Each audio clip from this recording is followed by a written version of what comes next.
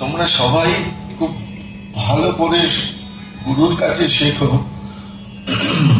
আর বারবার গুরুকে চেঞ্জ করো না। এখন এই যে বারবার যে গুরু চেঞ্জ করাটা ঠিক না, কারণ গুরুর স্থান হচ্ছে পিতার স্থান।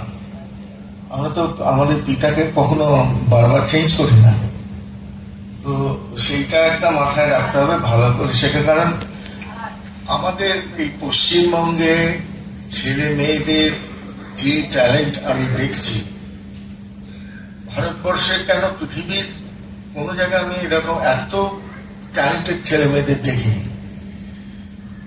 আর আমাদের সময় সত্যি কথা বলতে আমাদের সময় কিন্তু এত ট্যালেন্ট ছিল না, আমরাও অত ট্যালেন্টেড ছিলাম না।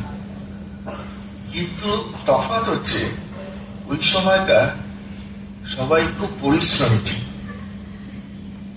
তখন তো এত মিডিয়া ছিল না, এত স্মার্টফোন ছিল না, এত টেপ রেকর্ডার ছিল না। সবাই ছিল খুব পরিশ্রমী এবং পরিশ্রম করে শেখা এবং রেওয়াজ, এই দুটো জিনিসের উপরে মন ছিল।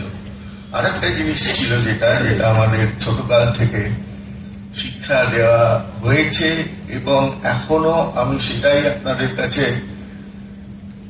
চাইব আশীর্বাদ হিসেবে, সেটা হচ্ছে যে আমার মনের ভেতরে যেন কখনো কোনোদিন, যতদিন আমি বেঁচে থাকবো আর যতদিন আমার হাতে তবলা থাকবে, আমার মধ্যে যেন কোনোদিন অহং ভাব না আসে।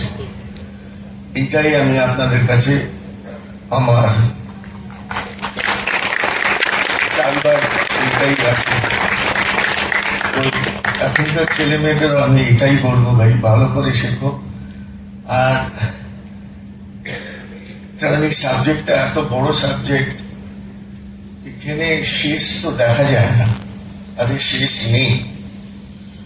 তো যত মনটা নিচের দিকে থাকবে তত হবে কি শেখার উপরে একটা ভালোবাসা জন্মাবে, আর যত শেখা যাবে তত আমি সাবজেক্টটাকে আরো গভীরভাবে দেখতে পাবো। শেষ আমি দেখতে পাবো না, এটা ঠিক, কিন্তু অনেকটা এগিয়ে যাওয়া যায়।